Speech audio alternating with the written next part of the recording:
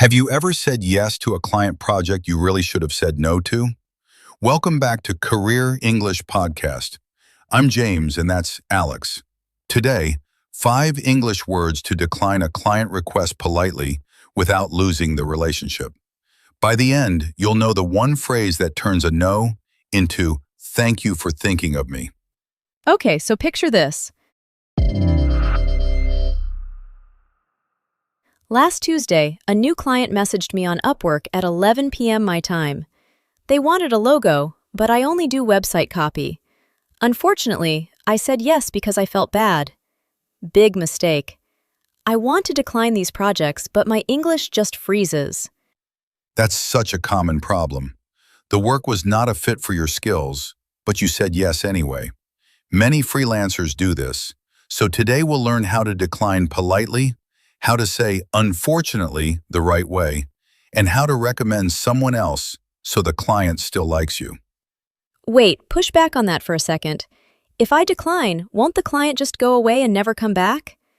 I appreciate the idea, but I'm scared of losing future work. Great question, and the opposite is true. Clients appreciate honesty. If you say yes to work that's not a fit, you do bad work, and then they really never come back. A polite decline keeps the door open for next time. Okay, that makes sense. So let's start with the first word. I hear "unfortunately" a lot in client emails from my American team. Yes, "unfortunately" is your best friend here. We use this word before bad news to make it softer. So instead of "I can't do this project," you say, "Unfortunately, I can't take this project right now." Same meaning, much warmer. Clients here care, not rejection. I like that. But isn't "unfortunately" a bit formal?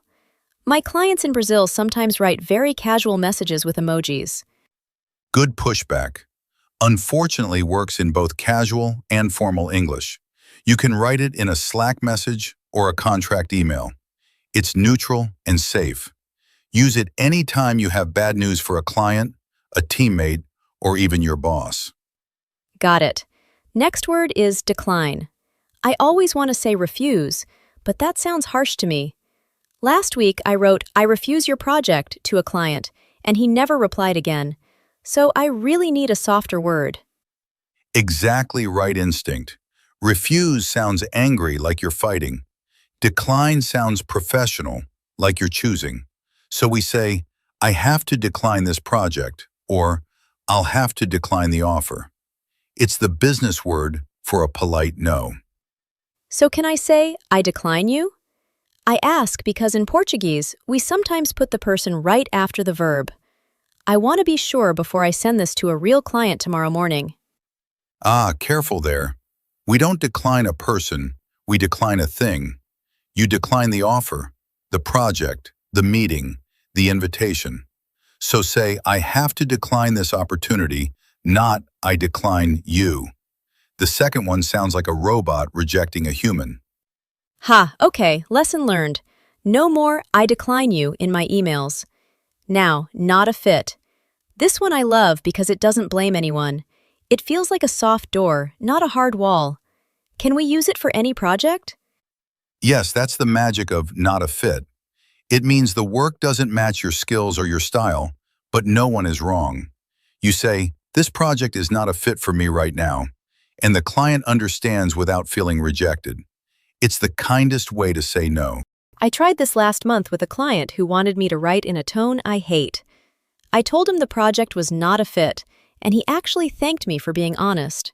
That's a perfect example. Now next, recommend. When you decline, always try to recommend someone else if you can. You say, "I can recommend a colleague who does this kind of work." The client gets help, your friend gets work, you keep the relationship. Hold on, what if I don't know anyone good to recommend? I'm new on Upwork and I don't have a big network yet. Honest answer, just skip that part. Don't recommend a bad person. That hurts you later. You can also recommend a tool or a website instead. Something like, "I'd recommend posting this on the design category," is still helpful and shows you care. Smart. I'll start sharing tool links when I can't help directly. And the last word, appreciate. This one feels powerful in emails. When clients write it to me, I feel respected, even if the next line is bad news.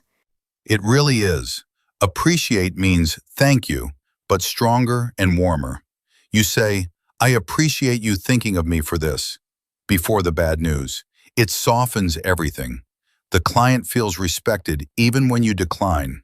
Try saying this one with me, friends. I'll say it first, then you say it after me in your own voice. I really appreciate you reaching out. Your turn.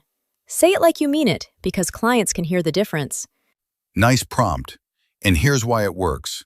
When you start an email with, I appreciate, the client's brain relaxes. They expect good news. So even when unfortunately comes next, the message feels kind, not cold. Order matters a lot in English emails. Okay, let me try the full thing in a real scenario. A client in Germany emails me at 3 a.m. asking for a video edit, but I only write blog posts. Here's my reply. Ready? Go for it. Use all 5 words if you can. And imagine you're really typing this at 3 a.m., half asleep, but still professional. This is the real test for freelancers. Let's hear it. Hi, Marcus. I really appreciate you thinking of me for this. Unfortunately, video editing is not a fit for my current skills, so I have to decline this project. But I can recommend a great editor on Upwork named Priya. Best of luck. That's a perfect email. You used appreciate to open warm, unfortunately to soften the no, not a fit to explain without blame, decline for the professional no, and recommend to keep the door open. Marcus will remember you next time he needs a writer.